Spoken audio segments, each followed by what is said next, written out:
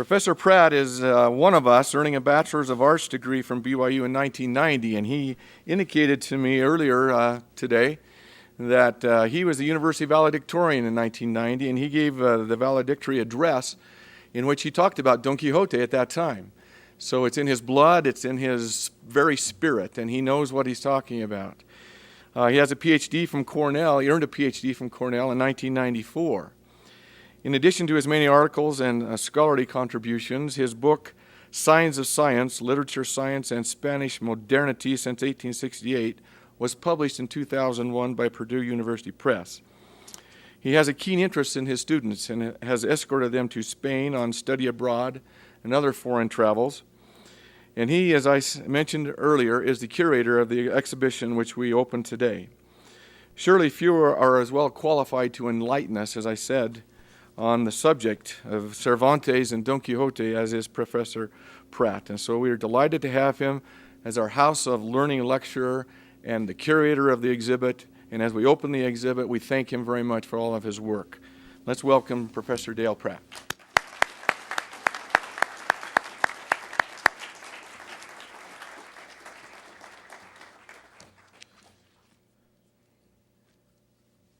Thank you very much.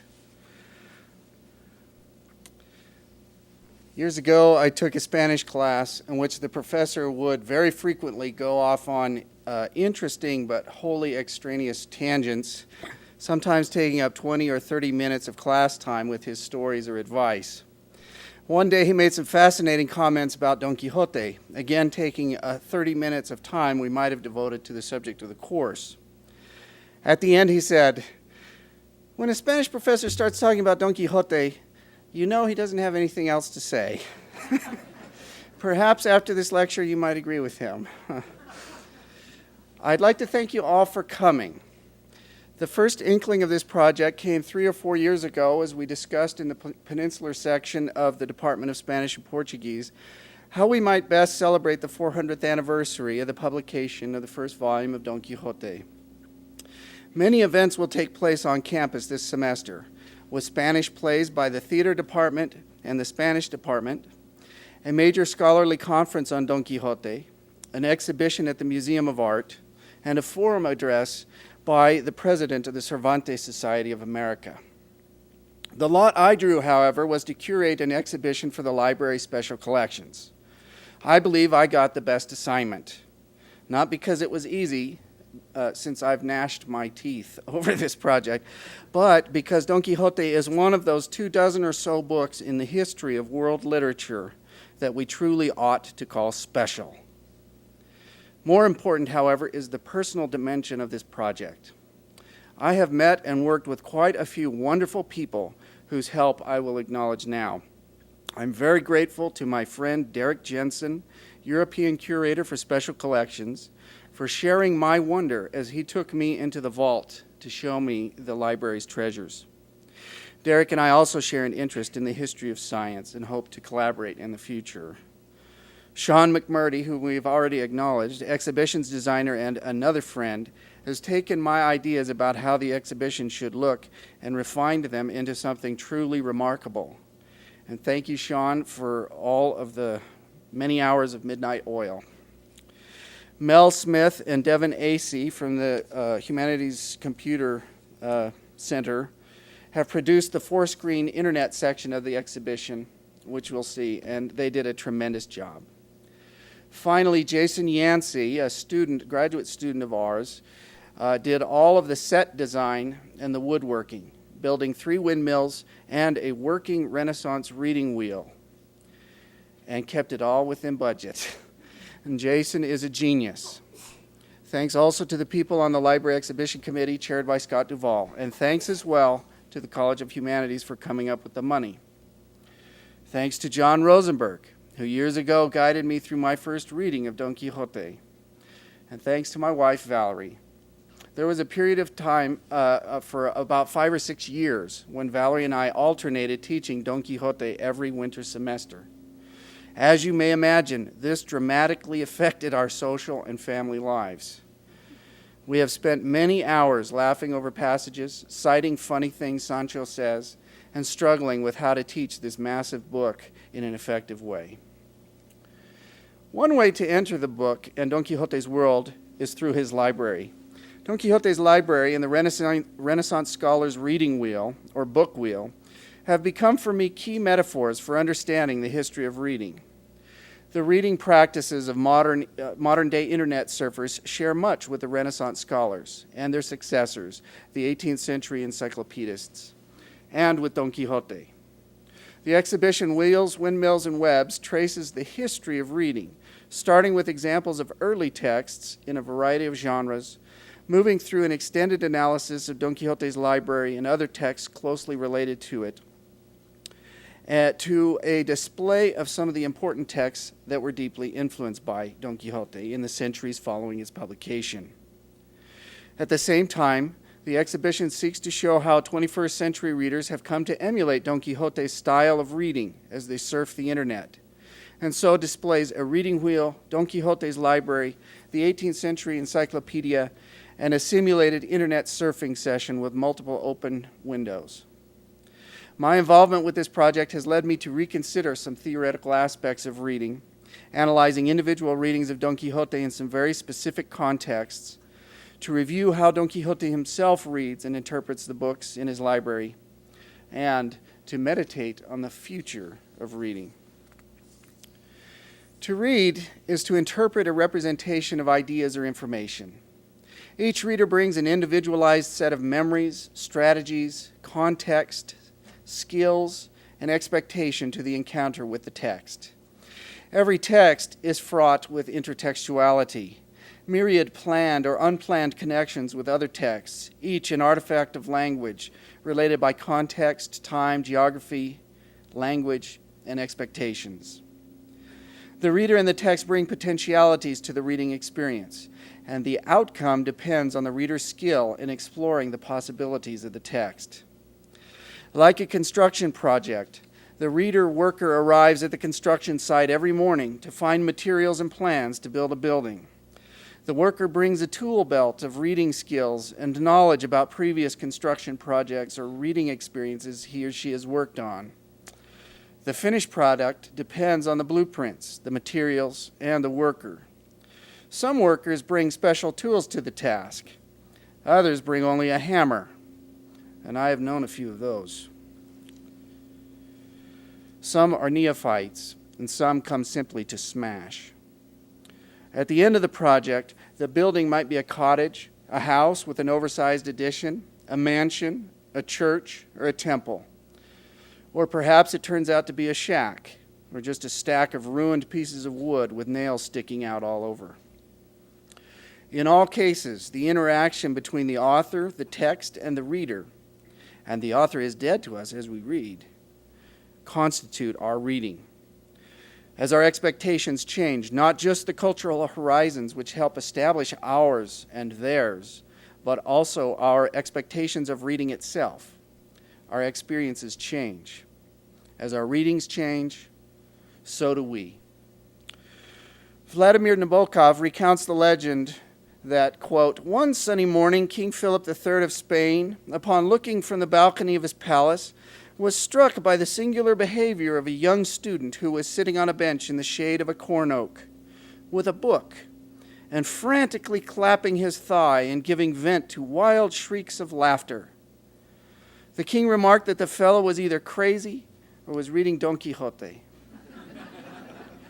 Close quote. Some readers might say, as Nabokov probably would, that the best evidence the fellow was crazy is that he actually was reading the massive Don Quixote. I, however, have loved the book since the first time I read it, and each time I read it again, I come to love both its principal characters and its author. We might ask how many books Philip III's laughing student has read, what life experiences he brings to the reading, and contrast them with my own, or with Nabokov's, who called Don Quixote a crude and cruel book. There have been many, many, many readers of Don Quixote in the last 400 years. Critics, authors, students, the educated gentry, and the one that we might call today the lay reader, and whom Cervantes called el desocupado lector, or the idle reader. As we study how all of them read, we can uncover details from the history of reading. I would like to read now from the diary of one of those millions of readers, a Jewish man named Adam Zerniakov, and forgive me if my pronunciation is incorrect. From 1927 to 1934, Zerniakov served as a member of the Warsaw Municipal Council, and in 1931 he was elected to the Polish Senate. On October 4th, 1939, a few days after the city's surrender to the Nazis, he was made head of the 24-member Judenrat, the Jewish Council, responsible for implementing German orders in the Jewish community. Most of the residents condemned his stance toward the Nazi occupation. In 1942, the Nazis ordered the Judenrat to provide them with lists of Jews and maps of residences in preparation for mass deportations to Treblinka. On July 22, 1942, the Judenrat received instructions that all Warsaw Jews were to be deported to the east at the rate of 6,000 per day, with the names supplied by the Judenrat. Failure to comply would result in the immediate execution of 100 hostages, including employees and friends and even Zerniakov's wife. Some exemptions were made, and Zerniakov spent the day pleading for exemptions for the children at the orphanage, to no avail. He went to his office and committed suicide with a cyanide pill. His suicide note read, "I can no longer bear all this. My act will prove to everyone what is the right thing to do." Zerniakov kept a diary from September 6, 1939 until the day of his death. It was published in 1979 in English as the Warsaw Diary of Adam Zerniakov, Prelude to Doom. Bear with me, please, as I read a few passages. September 6, 1939, I could not sleep from midnight to 5 in the morning. September 7th, 1939, burdened with backpacks, all kinds of people set out for the unknown. September 8th, restless night. September 9th, Saturday, shell fire. September 10, 1939, I joined the Civil Guard, a rain of bombs, went to the Jewish community office. September 11th, during the night, the orphanage at Zhelyanoska Street was smashed to smithereens. Radio appealed to the population to make lint bandages. Could there be a shortage even of those? Parenthetically, this brings to mind the following, this is him talking. Parenthetically, this brings to mind the following passage from Don Quixote about a soldier. They will replace a tasseled doctor's cap made of lint upon his head to dress some wound from a bullet passing through his temples or leaving him maimed in arm or leg. Close quote. Continuing with Zerniakov, same day. Horse meat. Emir Rizwuski's famous steed. After guard duty, Yas, his son, leads a blind man home under fire. Again in October, he was made the head of the Judenrat. November 14th, 1939. At 7 a.m. at the community, the labor battalion is being paid, getting ready for a meeting with Bats about the resettlement, etc. Went to the SS. The matter of deportation is no longer being entertained. More and more complications between the ethnic Germans and the Jews. Accusations that the Jews owe money and do not pay it back. I receive summonses for Jews to present themselves at the SS. It is the community's responsibility to deliver the summonses. Tomorrow, I am ordered to appear at 8:30 at the SS for discussion with Bats on getting the community organization going. They gave permission today to withdraw 30,000 zlotys from the discount bank. What would have happened if they did not abandon the plan for resettlement? The recriminations from the Jews would have been unbearable. November 15th, 1939. A cloudy morning. It is now 6:30. It is pouring. I must be at the SS at 8:30. This is November. On the 30th, I will be 59 and going on 60. Once, long ago, I made a theoretical plan to divide my life into 3 parts.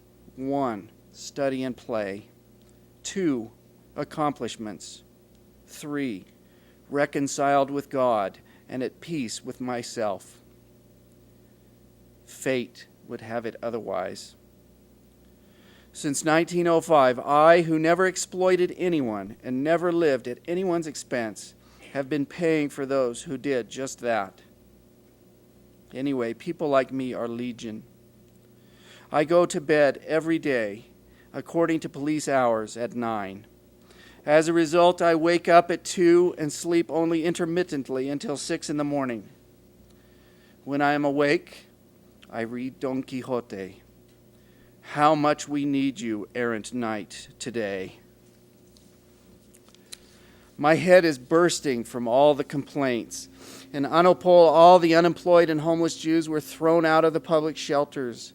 I now have to cope with 4 small towns, the hospitals, orphanages, Anopol, and on top of it all, the mentally ill.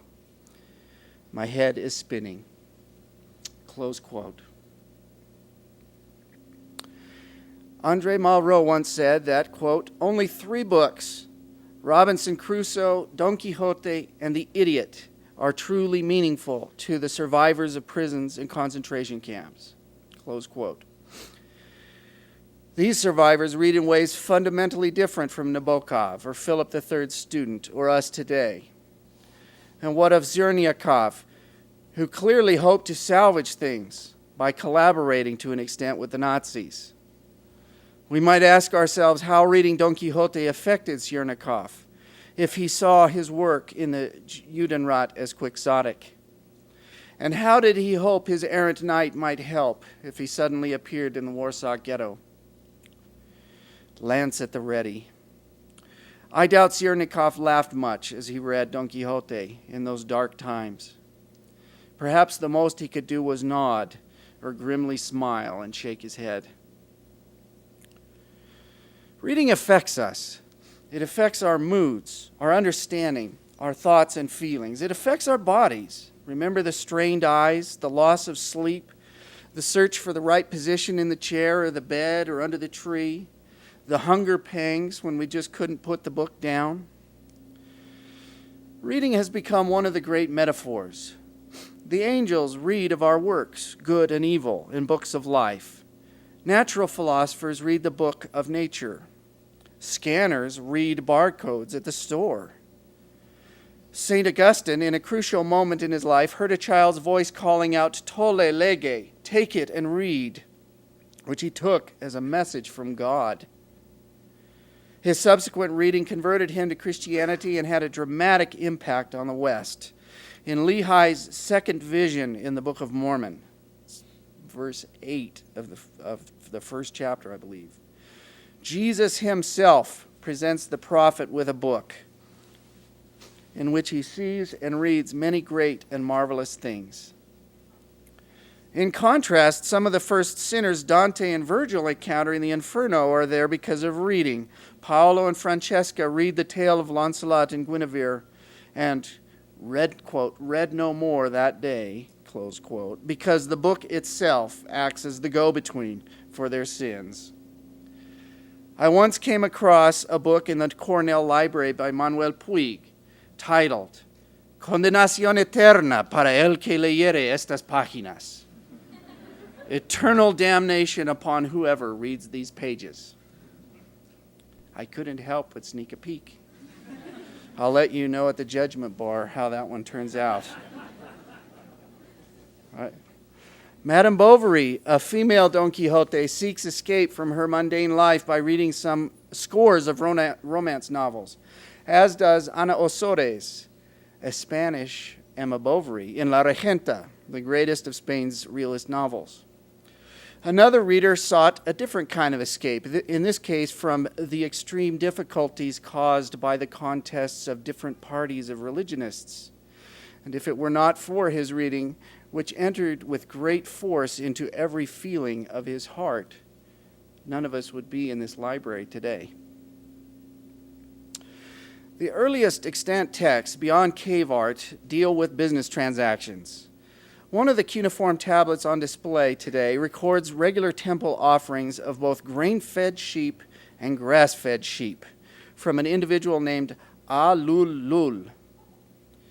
Cuneiform or wedge-shaped characters impressed in the clay represent the first recorded writing and are thus the first known texts created expressly to be read, as opposed to being viewed as artwork. Writing genres soon expanded to include epic and lyric poetry, sacred writing, theater, philosophy, histories, epistles, political texts, theology, apologetics, commentaries, and eventually narrative fiction.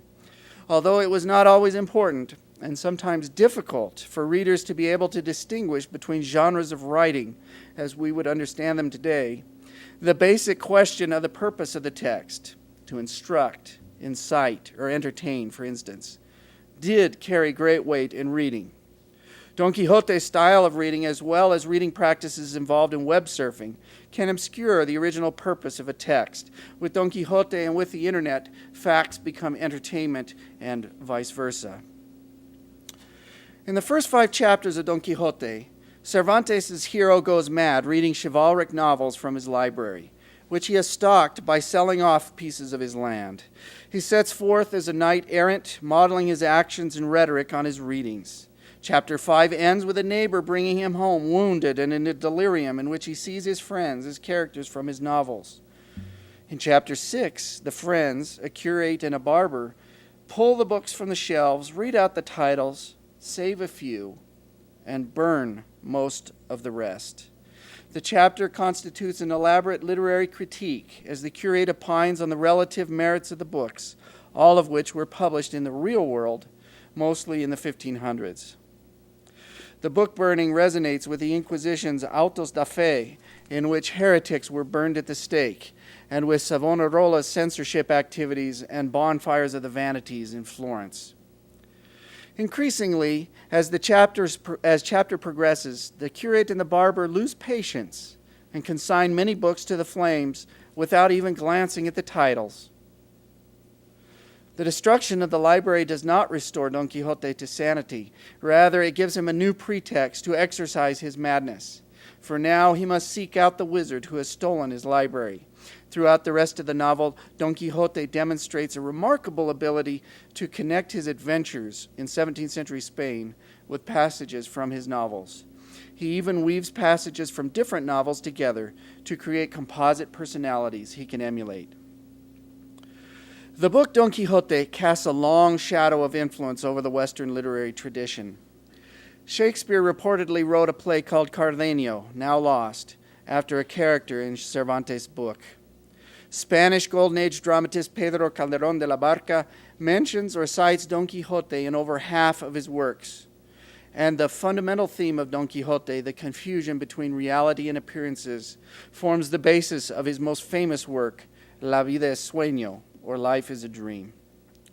Henry Fielding's Joseph Andrews and Tom Jones each owe much to Cervantes' style, so much that the subtitle of Joseph Andrews reads, "Written in the imitation of the manner of Cervantes, author of Don Quixote." Lawrence Stern fills Tristram Shandy with experiments with the conventions of narration, following in his metafiction a line of Cervantine influence different from the one that inspired Fielding's comic realism.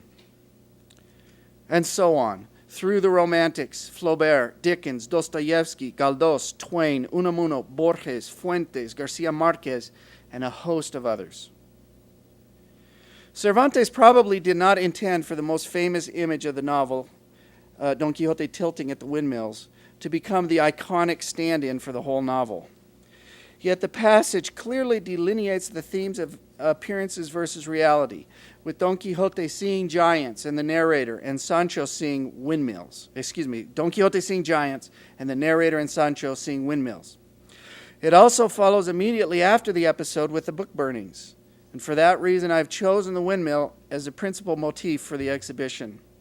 The books in the library lead directly to Don Quixote's adventure with the windmills. Sancho, who has just joined his master, cannot believe his eyes when he sees Don Quixote charge.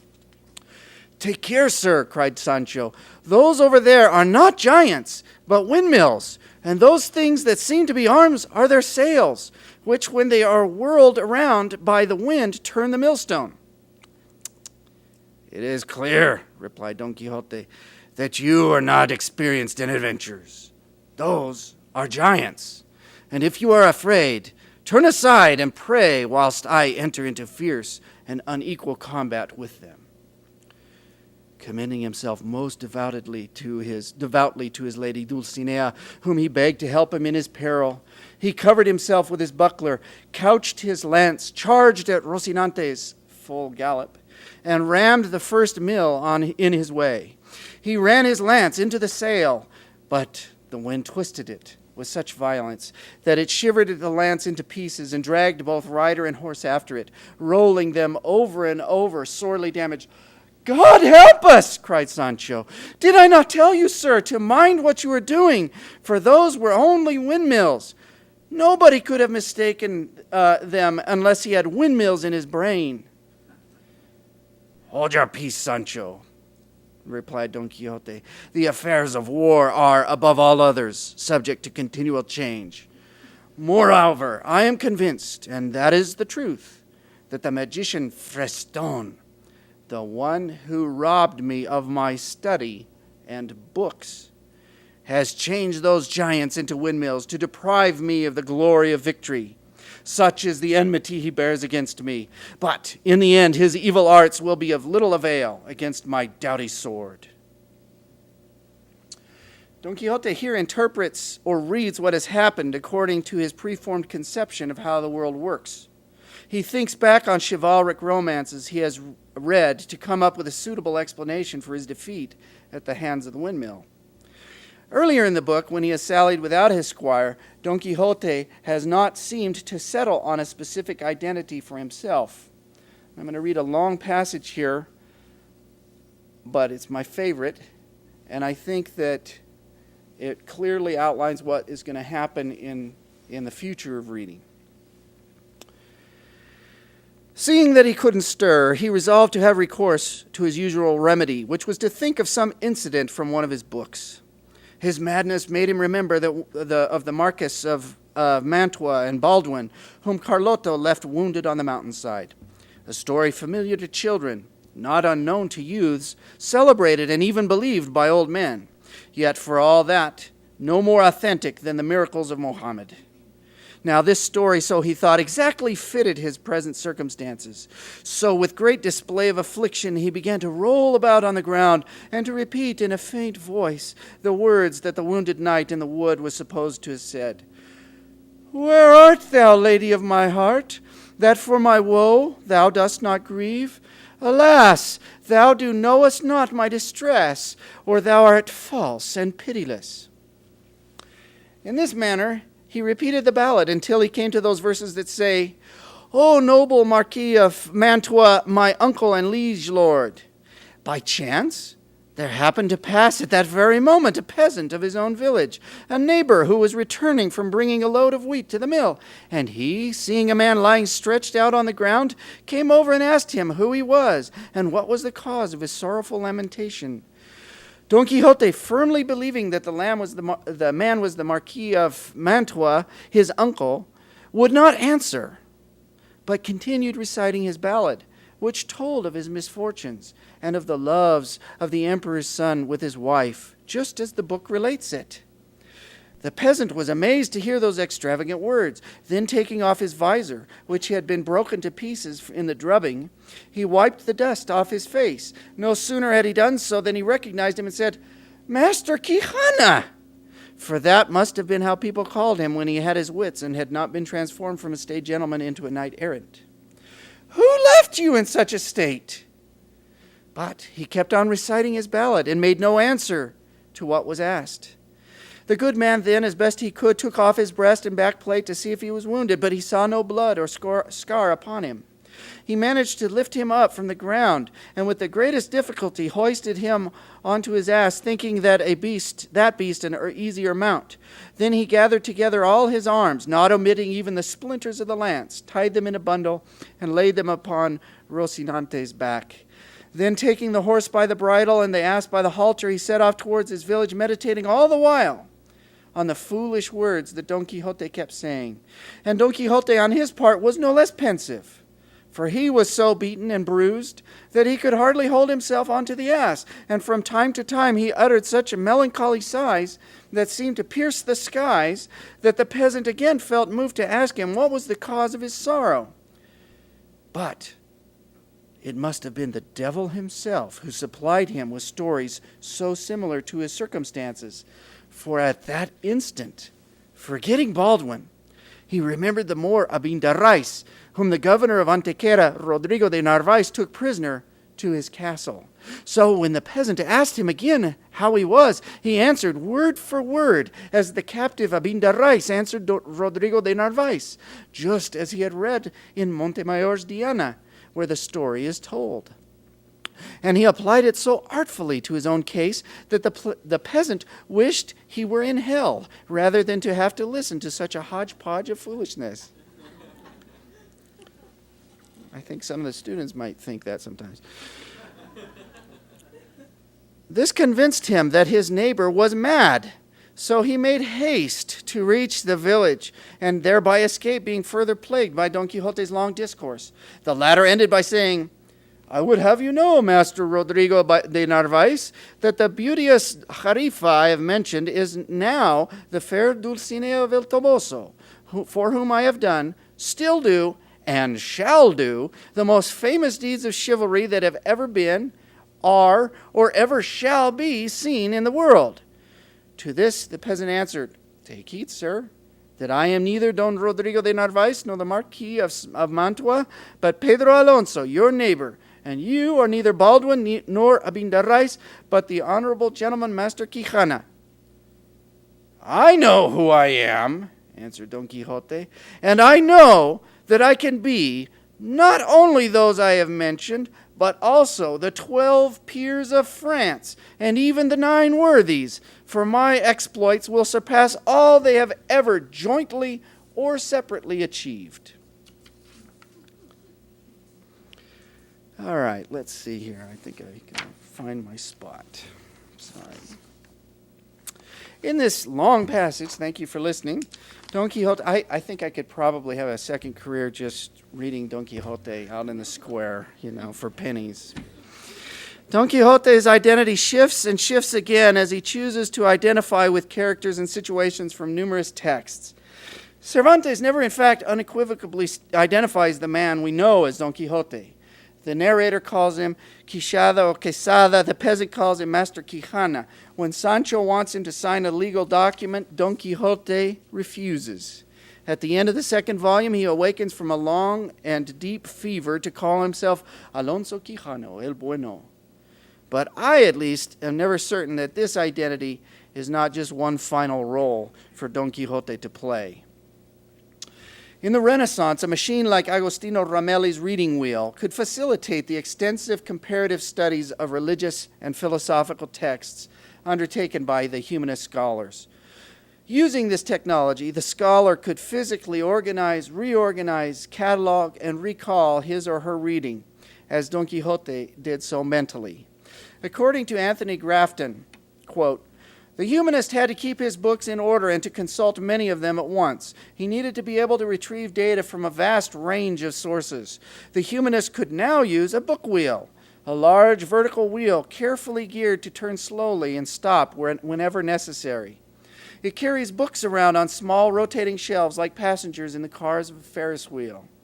The humanist who owned one could sit quietly while working through a library of texts." And I'm happy to say we built one. And it's there, and you can try it. Caballo and Chartier describe the ideal user of a contraption of this sort as, quote, "a reader who wanted to place text side by side in order to compare and collate passages, a reader who read books in order to extract quotations and examples from them, then note down the more striking passages for easy retrieval or indexing," close quote. Don Quixote does not have a reading wheel, but the first chapter of the novel shows that his reading practices are similar to those of the scholar. His studious reading of the chivalric novels and epic poems leaves him with an encyclopedic knowledge. Nevertheless, Don Quixote does not have the wisdom to discern the frivolity of his favorite texts, a grave problem examined throughout the book. As in the library episode, when they condemn the books, they judge between books of understanding, or entendimiento, and books for mere entertainment, mero entretenimiento, the distinction Don Quixote consistently fails to make. Don Quixote's knowledge of chivalric texts rivals in form what Denis Diderot and his collaborator Jean d'Alembert sought to create with their encyclopedia, a summa of all human knowledge, organized according to secular rational principles. The encyclopedia contains 71,818 articles by over 140 contributors. By exploring connections between the original subject and the cross-referenced articles, a reader could discover new facts and principles useful to humanity. In this type of reading, the intelligence, diligence, and curiosity of the reader are paramount. The reading wheel, the encyclopedia, and the internet each offer the reader different ways of comparing and linking texts. Diderot himself commented on the lines of knowledge that readers of the encyclopedia could trace by following the references collected at the end of every article. Each new reference article is like a turn of the reading wheel or a new internet link. Yet there is a danger. Too much information can cause a reader to lose focus or interest, and the truth can be hidden beneath the trivial or the extraneous. In postmodernism, loci of truth undergirding structures of meaning in texts disappear. So too does the thinking subject, which is rather conceived of as a nexus where texts, voices, and ideology converge to create a self that is more other than I. Although these unsettling assertions are still being debated, internet reading seems to have a postmodern character. On the one hand, internet research can seem like wrenching intelligibility from chaos, with the surfer providing the structure. And this is a process similar to running around inside libraries, searching out and connecting physical texts. However, internet reading is also like flitting or skipping along, with little logic guiding the process. In web surfing, returning to previously read passages becomes less fluid than with reading actual books. Imagine a scripture chase pitting someone at a computer versus a well-practiced seminary student with scriptures in hand. I'm sure the seminary student could wipe them out. Diderot believed careful readers of his encyclopedia could find new knowledge in the multifarious connections they made between articles cross-referencing other articles, referring to even more articles, and so on. Yet, as Cervantes proves throughout both volumes of Don Quixote, the history of reading can also be seen as the history of misreading and misinterpretation. Surfing the internet or reading non-linearly challenges our understanding of what it means to know something. Traditional reading entails a reader's surrender to the guiding logic of the text. The decision about whether to agree with the text comes later. Postmodern hypertextual reading or web surfing precludes such surrender, because the reader determines the course through the labyrinth of texts. This power comes with a price, because nonlinearity can subvert the intelligibility of a well-reasoned or beautiful text. And what of knowledge when our nonlinear reading incorporates texts of dubious veracity from the web? Although there have always been fabrications, hoaxes, and fictions, in fact, there was a false continuation of Don Quixote, the wealth of misinformation available on the web in infinite combinations, accessed by multitudes of readers of varying backgrounds, presents myriad possibilities for new readings and misreadings, scholarship, muddled thinking, madness, creation, and adventure. Now, what does the future hold for reading? As we can tell from the way this library has changed in the past decade, we are looking at a potentially bookless future. Technology will one day solve the very real problems we have with reading text from computer screens. Perhaps a small handheld computer that can imitate the convenience and comfort of a paperback book, yet still allow the hypertextual readings afforded by the internet. I am more interested in what might happen if we manage to overcome the fundamental linearity of the reading experience. Don Quixote preserves the linear experience of reading, following a narrative line through its circularities, doubling back, interweaving, and tangles to its conclusion. Reading on the web can be a vertiginous experience that nevertheless establishes an order, just as when reading an encyclopedia, which is etymologically a great circle or cycle. Just as reading an encyclopedia, we can trace back where we have been, yet the thread can be lost. What happens if technology makes it possible to incorporate an entire dictionary or an encyclopedia into an implant in a human brain? Science fiction writers like Philip K. Dick in Do Androids Dream of Electric Sheep and William Gibson from Neuromancer fame imagine worlds in which text can be downloaded directly into a human's mind. All parts of these texts function simultaneously. The characters know them without reading them. What will such a person be like, whose path to knowledge can avoid the bottleneck and selectivity of the narrative line? Perhaps one day in the future history of reading, we shall be as the gods. Thank you.